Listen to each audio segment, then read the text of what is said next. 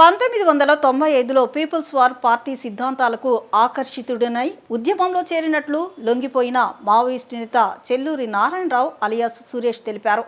Maoist ఉద్యమం ద్వారా ఎలాంటి పురోగతి కనిపించలేదని, ఉద్యమ అప్డేట్ కాలేదని ఆయన పేర్కొన్నారు.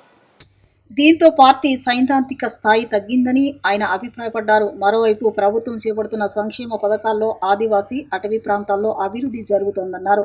ఉద్యమం కనుమరుగయ్యే పరిస్థితి ఏర్పడడంతో సాయుధ పోరాటం నుంచి బయటకు వచ్చి ప్రజాస్వామ్యబద్ధంగా పోరాటం సాగించాలనే నిర్ణయంతో లొంగిపోయామన్నారు. గతంలో తాను పాల్గొన్న ఉద్యమాల ద్వారా కొన్ని కుటుంబాలకు అన్యాయం జరిగిందని, అందుకు పశ్చాత్తాపడుతున్నట్లు నారాయణరావు అంగీకరించారు. మిత్రులందరికీ నా నమస్కారాలు. నేను 1990లో మా ప్రాంతంలో అంటే ఉద్దానం ప్రాంతంలో అప్పుడు పీపుల్స్ వార్ పార్టీ నాయకత్వంలో జరుగుతున్నటువంటి ప్రజా ఉద్యమాలకు ఆకర్షితులై 1990 చివరిలో నేను మావోయిస్ట్ ఉద్యమంలోకి వెళ్ళడం జరిగింది. ఆ క్రమంలో నేను అనేక ప్రాంతాల్లో పార్టీ సిద్ధాంతాలను ప్రచారం చేయడం, అలాగే పార్టీ చేసినటువంటి తీర్మానాలన్నీ అనుగుణంగా పనిచేయడం అనేటువంటి చేస్తూ వచ్చాను. ముఖ్యంగా శ్రీకాకుళం, విజయనగరం, విశాఖపట్నం, అలాగే కోరాపుట్, మల్కనగిరి, రాయగడ ప్రాంతాల్లో నేను పనిచేస్తూ రావడం అనేటువంటి జరిగింది. ఈ క్రమంలో అనేక సమస్యలు వచ్చినప్పుడు కూడా వాటిని పరిష్కరించుకుంటూ ముందుకు వెళ్ళడం జరిగింది. అయితే ఇప్పుడు పరిస్థితులు చాలా మారాయి. గతంలో నేను మావోయిస్టు ఉద్యమాలకు వెళ్ళినప్పటికీ పరిస్థితులు ఈరోజు చూసుకునేటప్పుడు పరిస్థితుల్లో చాలా మార్పులు వచ్చాయి. ముఖ్యంగా అటవీ ప్రాంతంలో కూడా అనేక మార్పులు అనేటువంటిది జరుగుతూ వచ్చింది. బయట సమాజంలో ఎలాగైతే మార్పులు చోటు చేసుకుంటూ వచ్చాయో, మేము పనిచేస్తున్నటువంటి అటవీ ప్రాంతంలో, ఆదివాసీ ప్రాంతంలో కూడా అనేక మార్పులు చేర్పులు జరుగుతూ వచ్చాయి.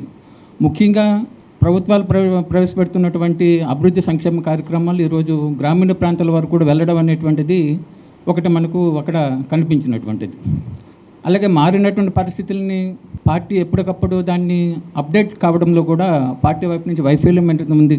ఎప్పుడైతే మారిన పరిస్థితికి అనుగుణంగా పార్టీ తన సైద్ధాంతిక రాజకీయ స్థాయిని పెంచుకోవడం, దానికి అనుగుణమైన ఎత్తుగడలు రూపొందించుకోవడం, దానికి అనుగుణమైనటువంటి నిర్ణయాలు చేస్తూ ముందుకెళ్ళడం ద్వారానే ఆ ఉద్యమం అనేది ముందుకు వెళ్ళేది. కానీ పార్టీ తీసుకున్నటువంటి నిర్ణయాలన్నీ కూడా అవి వాస్తవ పరిస్థితులు సంబంధం లేనటువంటి పద్ధతుల్లో ఆ నిర్ణయాలు అనేటువంటిది ఉంటూ వచ్చాయి.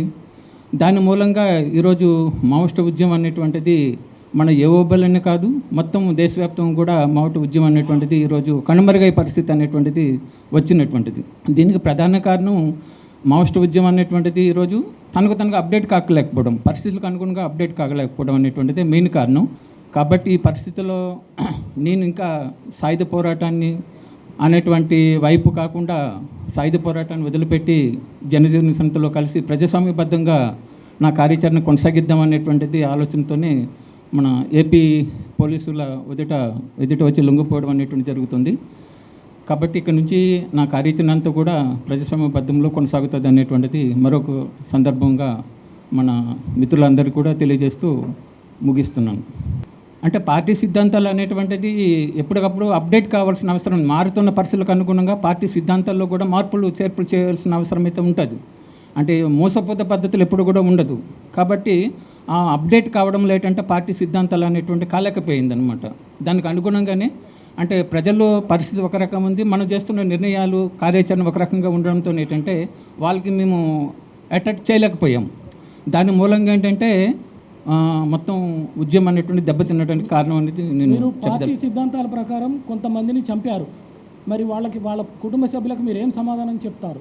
అది పార్టీ సిద్ధాంతాలు అనేటువంటిది ఏంటంటే అది నా వ్యక్తిగతంగా నేను ఎవరు నాకైతే శత్రువులు అయితే కారు. ముఖ్యంగా ఆ రోజు కమిటీలు తీసుకున్న నిర్ణయాల్లో భాగంగా నేను అందులో పార్టీగా వన్ ఆఫ్ ది మెంబర్గా పార్టీ అయ్యానే తప్ప ఇందులో చంపిన వాళ్ళు నాకు ఎవరు శత్రువులు కారు. అది వ్యక్తిగతంగా నేను చేసింది ఏమీ కాదు.